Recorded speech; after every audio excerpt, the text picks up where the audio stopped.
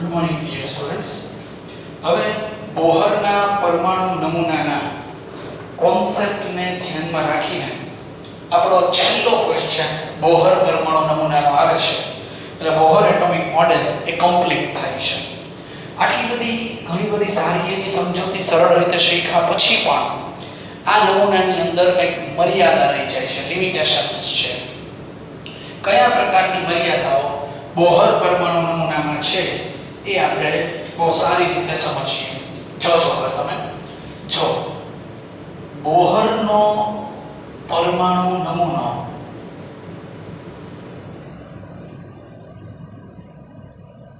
રુથરફોર્ડના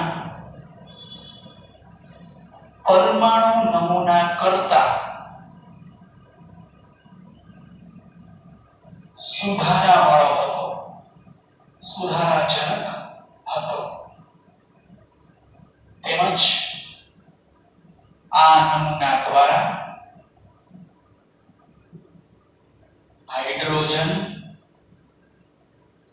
તથા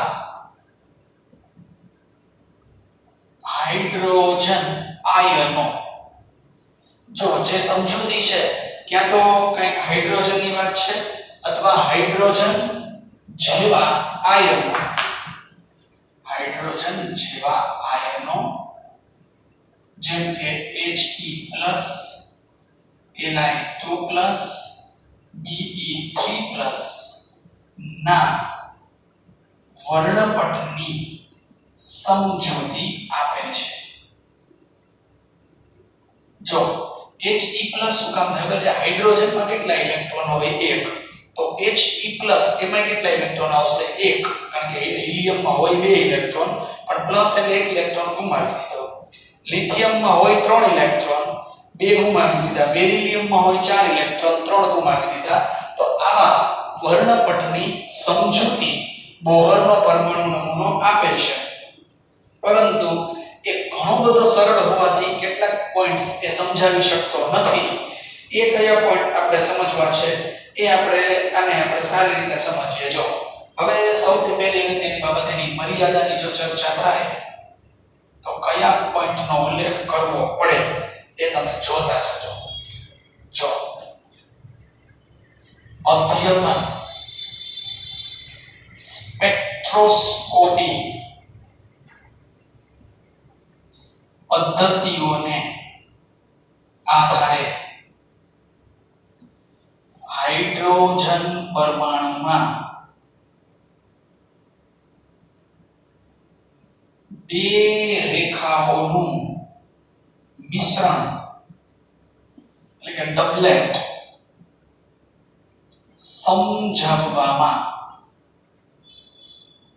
નિષ્ફળ નીવડે છે.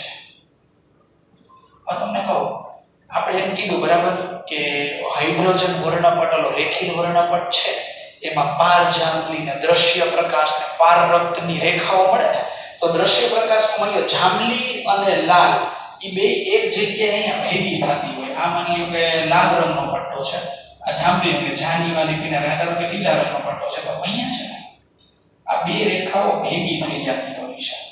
તો અહીંયા બે રેખાઓ ભેગી થાય તો કે નવા રંગનું સર્જન થતું હોય છે. એ નવા રંગનું સર્જન થાય એ બોહરનો પરમાણુ નમૂનો સમજાવી શક્યો નથી. એટલે એ મેટર આની અંદર જોવાની થાય કે બે રેખાઓ ભેગી થાય. બીજો, હાઇડ્રોજન સિવાયના પરમાણુનો વર્ણપટ સમજાવવા માટે અસક્ષમ છે. જે પ્રયોગ કર્યો છે એ હાઇડ્રોજન પરમાણુ ઉપર હતો. હાઇડ્રોજન સિવાયમાં વર્ણપટ સમજાવવા માટે બરાબર સ્વીકાર્ય નથી થયેલો. બે રેખાઓ ભેગી થાય ત્યાં નવો રંગ બને. બે રેખા ભેગી થાય તો ડબલેટ, 3 રંગ ભેગા થાય તો ટ્રિપલેટ કહેવાય. બરાબર એમ ઈ અદ્યતન સ્પેક્ટ્રોસ્કોપી છે. સ્પેક્ટ્રોસ્કોપી એટલે સ્પેક્ટ્રમ વર્ણપટ દર્શાવતી શાખાને સ્પેક્ટ્રોસ્કોપી કહેવામાં આવે છે. તો બે રેખાઓનું મિશ્રણ સમજાવવામાં આ અસક્ષમ બની ગયો છે. હાઇડ્રોજન સિવાયના પરમાણુનો વર્ણપટ સમજાવવામાં અસક્ષમ છે. જેમ કે હિલિયમ પરમાણુ માત્ર 2 ઇલેક્ટ્રોન ધરાવે છે, તો એની કોઈ સમજૂતી બે ઇલેક્ટ્રોનની સમજાવી શકાણી નથી એટલે હું કહી શકું કે હિલિયમ પરમાણુ બે ઇલેક્ટ્રોન ધરાવે છે આ સમજાવવામાં આ અસક્ષમ છે પછી ત્રીજો અગત્યનો મુદ્દો તમને ચુંબકીય ક્ષેત્રની હાજરી એને અસરને કહેવાય ઝીમેન અસર ઝીમેન અને વિદ્યુત ક્ષેત્રની હાજરી એને કહેવાય સ્ટાર્ક ઇફેક્ટ ચુંબકીય ક્ષેત્રની હાજરી અને વિદ્યુત ક્ષેત્રની હાજરીમાં વિચલન કોનું તો કે વર્ણપટનું વિચલન માં વર્ણપટની પરિસ્થિતિ સમજાવી શકતો નથી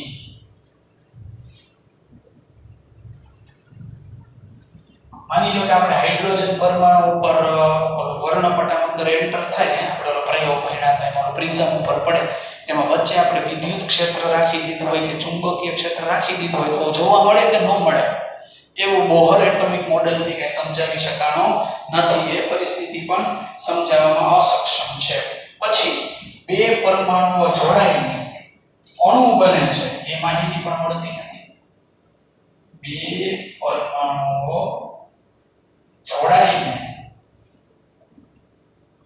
અણુ બને છે